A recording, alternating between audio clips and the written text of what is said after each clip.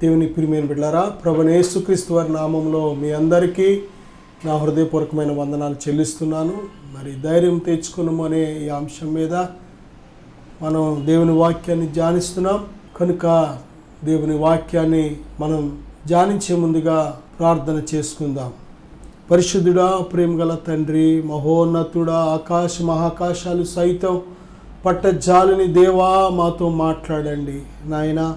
Media ద్వారా ఎంతమంది వాక్యాన్ని ఆలకిస్తున్నారు, వారందరినీ దర్శించండి, మాట్లాడండి ప్రభువా. వినే చెవి, గ్రహించే హృదయం వారందరికీ దయచేయమని యేసుక్రీస్తు వారి నామంలో ప్రార్థిస్తున్నాను తండ్రి, ఆమేన్.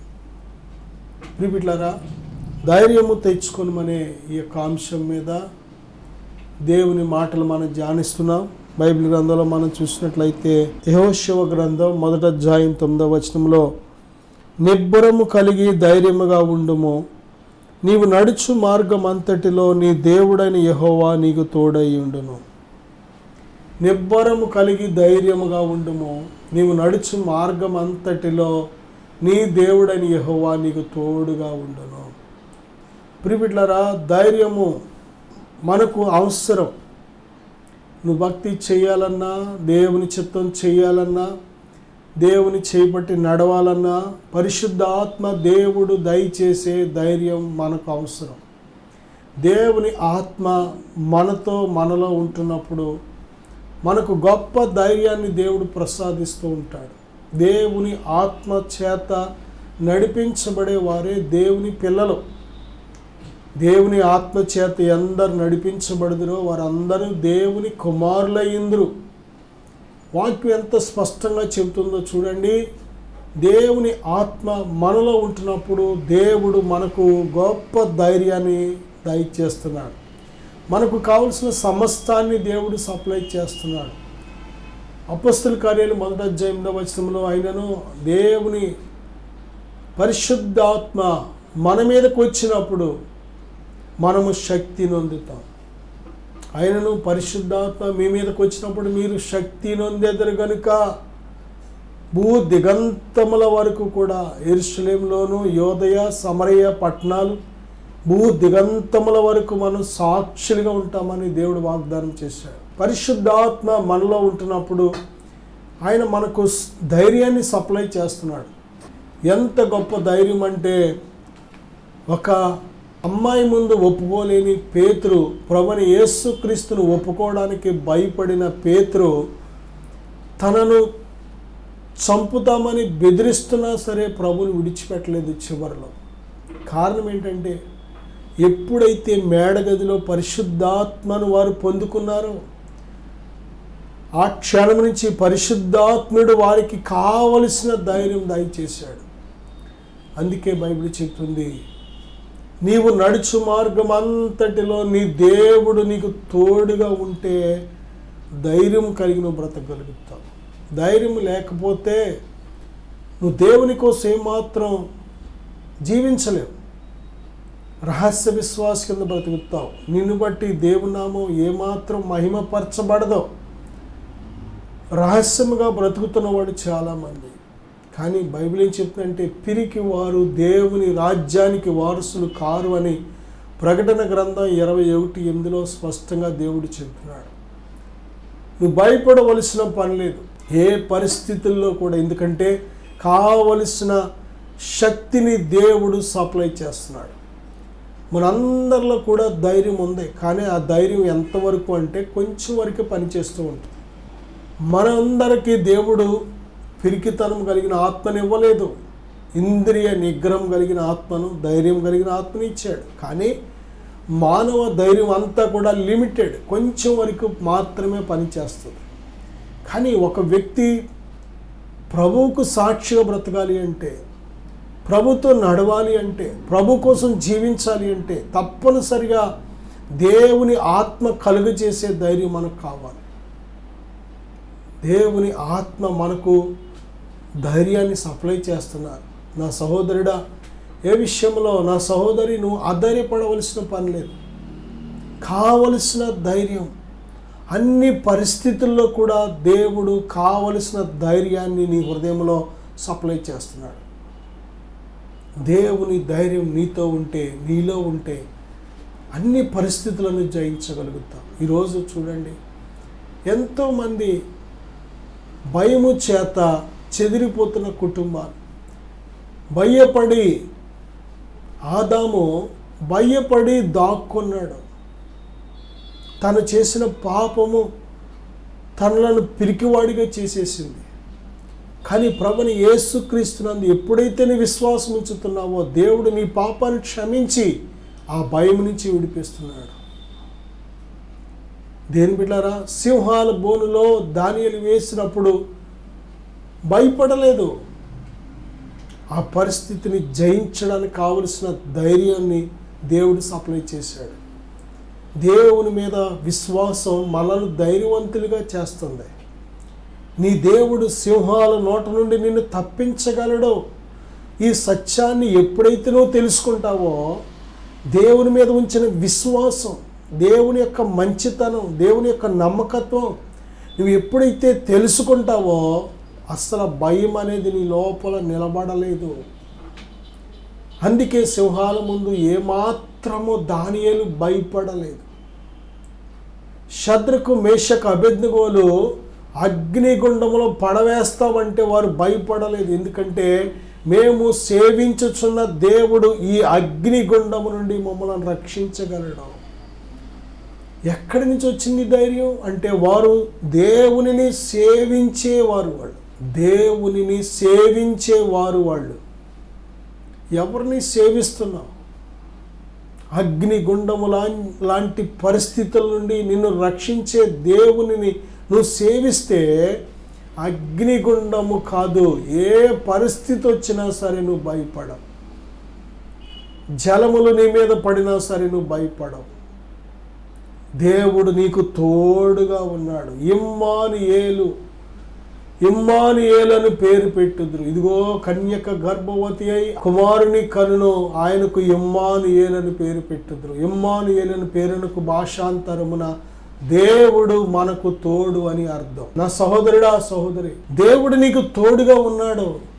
ప్రభుని యేసుక్రీస్తుని ఎప్పుడైతే నువ్వు రక్షకుడిగా అంగీకరించావో, ప్రభుని యేసుక్రీస్తునందు ఏ క్షణమైతే నువ్వు విశ్వసించావో ఆ క్షణము నుంచి దేవుడు నేను ఒంటరిగా విడిచిపెట్టలేదు. నీ దేవుడు నీకు తోడుగా ఉన్నాడు. దేవుడు నీకు ఎల్లప్పుడూ తోడుగా ఉన్నాడు. ఆయన సన్నిధిని నీకు తోడుగా ఉంచాడు. ఆయన ఆత్మని నీకు తోడుగా ఉంచాడు. ఆయన మనకు కావలసిన ధైర్యాన్ని సప్లై చేసే దేవుడు. కొంచెం అప్పు ఉంటే చాలు భయపడుతున్నారు. కొంచెం నింద వస్తే చాలు భయం. ఏదైనా ఆకలి దప్పులు ఎదురైతే భయం. ఏదైనా చిన్న అనారోగ్యం వస్తే భయం. అనేక రకాల భయాలు. శత్రువును గుర్చిన భయం. బైబిల్ చెప్తుంది, దేవునికి లోబడి ఉండండి, అపవాదిని ఎదిరించండి, అప్పుడు వాడు మీ ఎదురు నుండి పారిపోతాడని దేవుడు వాగ్దానం చేస్తే మనం శత్రువుకు భయపడుతున్నాం. దేవునికి లోబడి ఉండండి, అపవాదిని ఎదిరించండి, అప్పుడు వాడు మీ ఎదురు నుండి పారిపోతాడని దేవుడు ఇంత గొప్ప వాగ్దానం ఇస్తే శత్రువుకు భయపడుతున్నాం. దేవుని బిడ్డ, మనం దేవునికి ఎంతగా సరెండర్ అవుతామో, ఎంతగా దేవునికి మన జీవితాలు సమర్పిస్తామో, ఎంతగా మన స్వైచిత్తాన్ని మనం సిలివేస్తామో అంతగా దేవుని సన్నిధి చేత నింపబడతాం. అంతగా సంపూర్ణమైన దేవుని చిత్తాన్ని మన జీవితంలో జరగడం అనేది మనం చూడగలుగుతాం. పరిశుద్ధాత్మకు నీ ప్రవర్తన అంతటి మీద ఆయనకు అధికారం నువ్వు ఎప్పుడు ఇస్తావో ఆ క్షణము నుంచి దేవుడు నిన్ను తన శక్తితో నడిపిస్తూ ఉంటాడు. లోయల గుండా వెళ్ళిన, గాఢాంధకారపు లోయ గుండా వెళ్ళినా అది లోయ అనిపించదు, గాఢాంధకారం అనిపించదు. ఎందుకంటే దేవుడు నీకు తోడుగా ఉండి ఆయన సన్నిధిని నీకు తోడుగా ఉంచుతున్నప్పుడు నువ్వు భయపడవు. నా సహోదరుడా, సహోదరి, దేవుడు నీకు తోడుగా ఉన్నాడో ఎందుకు భయపడుతున్నావు? ఈ భూమి మీద నువ్వు ఒంటరి కాదు. చాలాసార్లు మనం ప్రేమించిన మనుషులు అందరూ మన చుట్టూ ఉంటారు. మనకు ఆత్మీయులు, బంధువులు, రక్త సంబంధులు, స్నేహితులు, ఇరుగు పొరుగు అందరూ మనకు టచ్లోనే ఉంటారు. కానీ నీతో నీ ప్రయాణంలో నీ భయాల నుంచి విడిపించేవారు ఎవ్వరూ ఉండరు. భయపడకు. నీవు సేవిస్తున్న దేవుడు నిన్ను ఎటువంటి అగ్నిగుండం వంటి పరిస్థితి అయినా సరే నిన్ను విడిపించగలడు, నిన్ను రక్షించగలడు. జకర్యా గ్రంథం 8వ అధ్యాయం 13వ వచనంలో, నేను మిమ్మును రక్షింతును, భయపడక ధైర్యము తెచ్చుకొనుడి. నిన్ను రక్షించే దేవుడు ఆయన. శత్రువు చెర నుండి నిన్ను రక్షించే దేవుడు. దేవుని బిడ్డ, దేవుడు నిన్ను విడిచిపెట్టడు. మర్చిపోవద్దు, నువ్వు ఒంటరివి కాదు, అనాథవు కాదు. దేవుడు నీకు తోడుగా ఉన్నాడు. దేవుడు నిన్ను ప్రేమిస్తున్నాడు. దేవుడు నిన్ను చూస్తున్నాడు. కేవలము నువ్వు ఆయనకు అప్పగిస్తే చాలు. నీ పరిస్థితిని ఆయనకు అప్పగించు. నీ చెయ్యి దాటిపోవచ్చేమో నీ పరిస్థితి, కానీ సర్వోన్నతుడైన దేవుని చెయ్యి దాటలేదు. ఆయనకు సమస్తము సాధ్యమే. దేవునికి సమస్తము సాధ్యమే. నువ్వు నమ్మితే దేవుని మహిమను చూస్తావు. నా సహోదరుడా, నా సహోదరి, నమ్ముట నీ వల్ల అయితే నమ్మువానికి సమస్తము సాధ్యమే. ఆయన యందు కేవలం విశ్వాసం ఉంచు. విశ్వాసము లేకుండా ఏమాత్రము కూడా విజయాన్ని పొందలేము. దేవుని యొద్దకు వచ్చేవాడు దేవుడు ఉన్నాడని, తన్ను అడుగువారికి ప్రతిఫలము దయచేవాడని నమ్మాలి కదా. విశ్వాసము లేకుండా నువ్వు దేవుని శక్తి చేత నింపబడలేవు. దేవుని ఆత్మ ధైర్యం అనే గుణము చేత మనను నింపుతూ ఉంటారు. ఆయన శక్తి చేత నింపుతూ ఉంటారు. కనుక ప్రతి పరిస్థితిలో, ప్రతి చోట నువ్వు సాక్షిగా నువ్వు దేవుని కోసం నిలబడగలుగుతావు. ప్రతి పరిస్థితిని జయించగలుగుతావు. యోబు గ్రంథం 4వ అధ్యాయం 6వ వచనంలో, నీ భక్తి నీకు ధైర్యము పుట్టింపదా. సామెతల గ్రంథం 14:26లో కూడా భక్తి ధైర్యాన్ని పుట్టించే ఒక చక్కటి మార్గం. భక్తి చేయాలి. ప్రసంగి గ్రంథంలో 12వ అధ్యాయంలో కూడా ప్రభు చెప్తున్నారు, ఇదంతయు వినిన తరువాత తేలిన ఫలితార్థం ఇది. సమస్త మానవులు దేవుని యందు భయభక్తులు కలిగి ఉండాలి. ఇదే విధి సమస్త మానవ కోటికి. దేవుడు ఒక చక్కటి విధినిచ్చాడు. అదేమిటంటే భయభక్తులు కలిగి ఉండడం. దేవుని అందరి భయభక్తులు జ్ఞానానికి మూలం. దేవుని అందరి భయభక్తులు ధైర్యాన్ని ఉత్పత్తి చేస్తుంది. భయభక్తులు మనం కలిగి ఉంటున్నామా?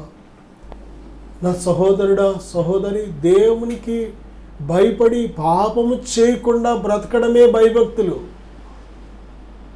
చెడుతనాన్ని విసర్జించడమే భయభక్తులు. దేవుని వాక్యాన్ని గైకొనడమే భయభక్తులు. దేవుణ్ణి ప్రేమించడమే భయభక్తి. భక్తి చెయ్యాలి మనం. భక్తిహీనులు ఎప్పటికీ స్థిరపరచబడలేదు.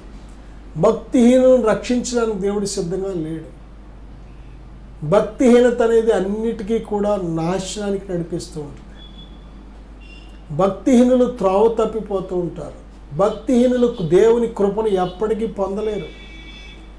భక్తిహీనత మనను భ్రష్టులుగా చేస్తుంది.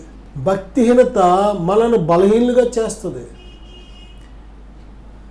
దేవుని అందలి భక్తి మనను ధైర్యవంతులుగా చేస్తుంది. దేవుని నువ్వు తెలుసుకుంటే మార్గము, సత్యము, జీవము అని ఆయన చెప్తున్నారు. ఆయనే మార్గం, సత్యం, జీవం.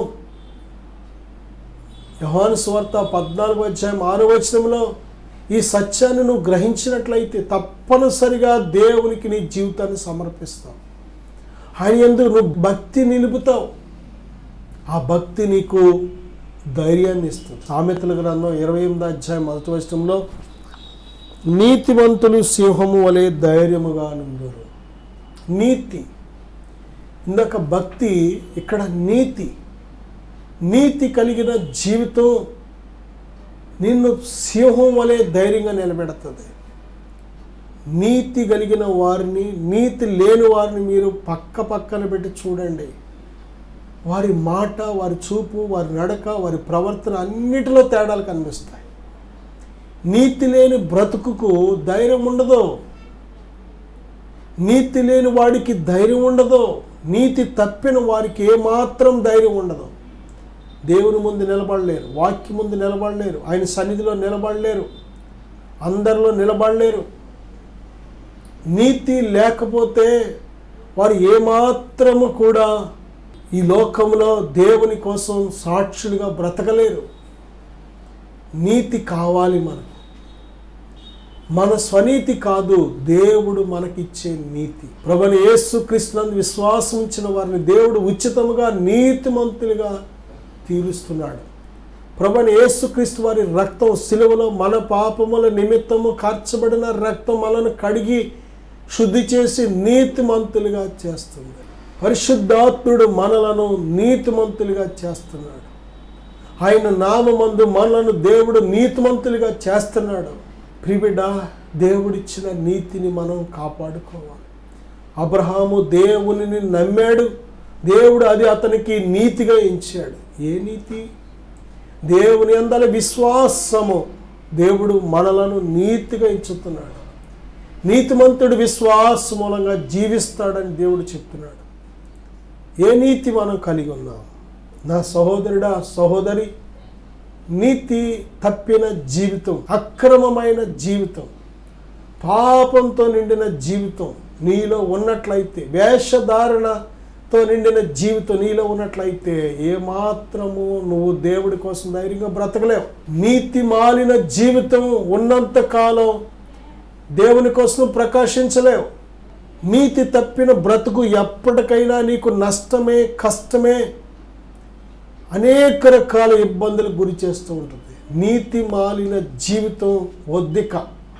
దేవుడు పిలుస్తున్నాడు, రండి నా యొద్దకు రండి, మిమ్ములను నీతిమంతులుగా చేస్తానని. మీ పాపములు కడిగి మిమ్మల్ని పరిశుద్ధపరుస్తాను అని దేవుడు చేస్తున్నాడు, పిలుస్తున్నాడు. దేవుని బిడ్డ, నీతి ధైర్యం ఇస్తుంది. ప్రతిరోజు మనం నీతిమంతులుగా బ్రతకాలి. ప్రతి విషయంలో నీతిమంతులుగా మనం బ్రతకాలి. ప్రతి చోట నీతిమంతులుగా బ్రతకాలి. ప్రతి మనిషి దగ్గర నీతి కలిగి మనం బ్రతకాలి. నీతి క్రియలు మనం చేయాలి. మత్తయి సువార్త 9వ అధ్యాయం 2వ వచనంలో, కుమారుడా ధైర్యముగా ఉండుము, నీ పాపములు క్షమింపబడి ఉన్నవని పక్షవాయువు గల వానితో చెప్పాను. చూడండి, పక్షవాయువు అనే ఈ వ్యాధికి కారణం కూడా ఏమిటంటే తను చేసిన పాపం. పాపము క్షమించబడలేనంత కాలం కూడా వ్యాధి వెంటాడుతూనే ఉంటుంది. ఈ లోకంలో మానవ పాపములు క్షమించగలిగిన వారు ఒకే ఒక్క ఆయన ఎవరంటే ప్రభువైన యేసుక్రీస్తు. ఆయన తప్ప నీ పాపాలు క్షమించగలిగిన వారు ఈ సృష్టిలో ఎవరు లేరు. ఎందుకంటే పాపానికి సిలువపై ప్రాయశ్చిత్తం చేసింది, మనలను ఇష్టపడి ప్రేమతో ఇష్టపూర్వకంగా ప్రాణం పెట్టింది, చంపబడి సమాధి చేయబడి 3వ దినాన పునరుద్ధరణుడిగా తిరిగి లేచింది, మరణాన్ని గెలిచింది కూడా ఆయన ఒక్కడే. అందుకే నిన్ను నీ పాపముల నుండి విడిపించగలిగిన వాడు ఆయన. పాపులనే పిలువచ్చేదని కానీ నీతిమంతులను పిలువ రాలేదు అంటున్నాడు దేవుడు. ఈ లోకంలో దేని బిడ్డారు అందరూ పాపము చేసి దేవుడు అనుగ్రహించి మహిమను పొందలేకపోతున్నారు. నీతిమంతుడు ఒక్కడో లేడు. మనందరికీ ప్రభువైన యేసుక్రీస్తు వారు అవసరం. అందుకే యేసుక్రీస్తు అందరికీ ప్రభు, ఏ ఒక్కరికి సొంతం కాదు. నా దేవుడే, మీకెవరికి కాదు అని ఎవ్వరు చెప్పడానికి లేదు. ఆయన అందరినీ ప్రేమిస్తున్నాడు, అందరినీ పిలుస్తున్నాడు. ఆయన సజీవుడిగా ఉన్నాడు. ఆయన ఆది నుంచి ఉన్నాడు, అంచెం వరకు ఉండే దేవుడు. ఆల్ఫా ఒమేగా, మొదటివాడు కడపటివాడు. మొదటి వారితో ఉండేవాడు, కడపటి వారితో కూడా ఉండేవాడు ఆయన. దేవుని ప్రియమైన బిడ్డలారా, సమస్తము ఆయన మూలంగా కలిగింది. కలిగినదేది ఆయన లేకుండా కలగలేదు. కనుక ఆయన ఒక్కడే నీ పాపములను సెటిల్ చేయగలిగిన వారు. క్షమించాలన్నా ఆయనే, లేక నీ పాపములకు తగిన శిక్షను విధించాలన్నా ఆయనే. ఆ పక్షవాయు రోగిని కొద్దిమంది తీసుకొచ్చారు, మంచంతోనే తీసుకొచ్చారు. రావడానికి స్థలం లేకపోతే పైన ఇంటి కప్పు విప్పి దించారు. యేసయ్య వారి విశ్వాసం, తీసుకొచ్చిన వారి విశ్వాసాన్ని చూచి ఈ పక్షవాయు గల వానితో ప్రభు చెప్తున్నారు, నీ పాపములు క్షమించబడి ఉన్నవి. కుమారుడా, ధైర్యంగా ఉండు. తనకు ధైర్యం లేదు, ఎందుకంటే తన పాపము జీవితం తనకు తెలుసు. ఒకప్పుడు ఎలాగ ప్రవర్తించాడో, ఎలా జీవించాడో, పగలు ఎలా జీవించాడో, రాత్రి ఎలా జీవించాడో, మనుషులు ముందు ఎలా జీవించాడో, మనుషులు లేనప్పుడు ఎలా జీవించాడో, ఒంటరిగా ఉన్నప్పుడు ఎలా జీవించాడో, అందరూ ఉన్నప్పుడు ఎలా జీవించాడో తనకు తెలుసు తన పాపము జీవితం. కాబట్టి ఆ పాపాన్ని బట్టి ఏం తెచ్చుకున్నాడంటే రోగాన్ని తెచ్చుకున్నాడు. ఈరోజు చూడండి, చాలా రోగాలు తిండి లేక రావట్లేదు, చాలా రోగాలు ప్రిబిడ్ల డబ్బులు లేక రావట్లేదు. ఏమి లేక వస్తున్నాయో తెలుసా? నీతి లేక, భక్తి లేక, దేవుని భయం లేక, పాపము చేయడం ద్వారా రోగాలు వస్తున్నాయి. ఎక్కువ శాతం రోగాలు. ఎప్పుడైతే ఆ వ్యక్తి పాపం చేశాడో, పాపం పండింది, అనారోగ్యం వచ్చింది. కానీ దేవుని కృప ఆయన మీద ఉండటం వలన, దేవుని ఏర్పాటు, దేవుని యొక్క ప్రేమ వరించడం వలన ఈరోజు మనందరినీ దేవుడు శాశ్వతమైన ప్రేమతో ప్రేమిస్తున్నాడు. ఆయన కృపను కుమ్మరించాలని ఆశపడుతున్నాడు. అలాగే ఆ వ్యక్తిని కూడా ప్రేమించి, కుమారుడా, నీ పాపములు క్షమించబడి ఉన్నవని ఆ పాపములను క్షమించి ఆయనను స్వస్థపరిచాడు. మరి ఎక్కువ కీడు కలగకుండా ఇక నువ్వు పాపం చేయొద్దని దేవుడు హెచ్చరిస్తున్నాడు. నా సహోదరుడా, నా సహోదరి, ధైర్యం ఎందుకు పోయింది అంటే పాపపు జీవితం. పాపపు జీవితం నీ లోపల ఉన్నంతకాలం ధైర్యాన్ని కలిగి ఉండలేవు. ఎప్పుడైతే పాపాన్ని విడిచిపెడతావో, ఎప్పుడైతే పాపాన్ని అసహించుకుంటావో, ఎప్పుడైతే దేవునికి భయపడి బ్రతకడం ప్రారంభిస్తావో, ఆ క్షణము నుంచే గొప్ప ధైర్యం అనేది నువ్వు అనుభవించగలుగుతూ ఉంటావు. అపొస్తలుల కార్యం 4:13 వారు పేతురు యోహానుల ధైర్యమును చూచినప్పుడు వారు విద్యలేని పామరులని గ్రహించి ఆశ్చర్యపడి వారు యేసుతో కూడా ఉండిన వారని గుర్తెరిగిరి.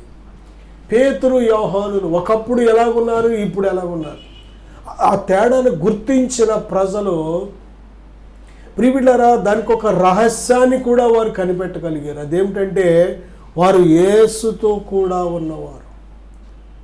యేసే మార్గము, యేసే నిజమైన దైవం. నువ్వు ఎప్పుడైతే ఆయన తెలుసుకుంటావో, ఆయన విశ్వసిస్తావో, ఆయన మార్గంలో ప్రయాణం ప్రారంభిస్తావో, ఆ క్షణం నుంచి దేవుడు నీకు గొప్ప ధైర్యాన్ని సప్లై చేస్తున్నాడు. ఇది మనుషులిచ్చే ధైర్యం కాదు, డబ్బు ఇచ్చే ధైర్యం కాదు, ఈ లోక సంబంధమైన అధికారం ఇచ్చే ధైర్యం కాదు. ప్రియుడ, దేవుడిచ్చే ధైర్యం స్పష్టంగా గ్రహించగలం. ఇతరులు గ్రహించగలుగుతారు, ఇతరులు కూడా నిన్ను గురించి సాక్ష్యం చెప్పగలుగుతారు. వారు యేసుతో కూడా ఉన్నారు, వారు యేసు ప్రభువుని విశ్వసించారు, వారు యేసును వెంబడిస్తున్నారు. ధైర్యముగా ఉండు, ధైర్యం తెచ్చుకో. ప్రభువు నీకు ఇస్తున్నాడు. ప్రతి పరిస్థితిలో కూడా ప్రభు కోసం సాక్షిగా నువ్వు బ్రతకగలవు. అపొస్తలుల కార్యాలు 4:31 వారు ప్రార్థన చేయగానే వారు కూడి ఉన్న చోట కంపించాను. అప్పుడు వారందరూ పరిశుద్ధాత్మతో నిండిన వారై దేవుని వాక్యమును ధైర్యముగా బోధించిరి. ప్రియులారా, వారు ప్రార్థన చేసినప్పుడు నిజమే, ప్రార్థన జీవితం నిన్ను ధైర్యవంతులుగా చేస్తూ ఉంటుంది. ప్రార్థన అంటే పరలోకపు తండ్రితో సంభాషణ. దేవుడు నీతో మాట్లాడతాడు, నువ్వు దేవునితో మాట్లాడడం. ఈ 2-way కన్వర్సేషన్. దేవునితో నువ్వు మాట్లాడచ్చు, దేవుడు నీతో మాట్లాడతాడు. దేవునితో నీకు ఎప్పుడైతే ఇటువంటి సహవాసం, సంభాషణ ఎప్పుడైతే ఉంటుందో, ఇది ప్రార్థనా జీవితం. దీని పేరే ప్రార్థనా జీవితం. ఎవరైతే కలిగి ఉంటారో వారు గొప్ప ధైర్యంగా ఉంటారు. ప్రార్థనకు చదువుతో సంబంధం లేదు, ప్రార్థనకు నీ ధనంతో సంబంధం లేదు, ప్రార్థన అనేది క్రైస్తవునికి శ్వాస లాంటిది. ప్రార్థన లేని క్రైస్తవుడు ప్రాణం లేని క్రైస్తవుడు అని బైబిల్ చెప్తుంది. దేవుని శక్తి నిత్యము నీలో ప్రవహించాలి అంటే ప్రార్థన అనేది ఒక ప్లగ్ లాంటిది.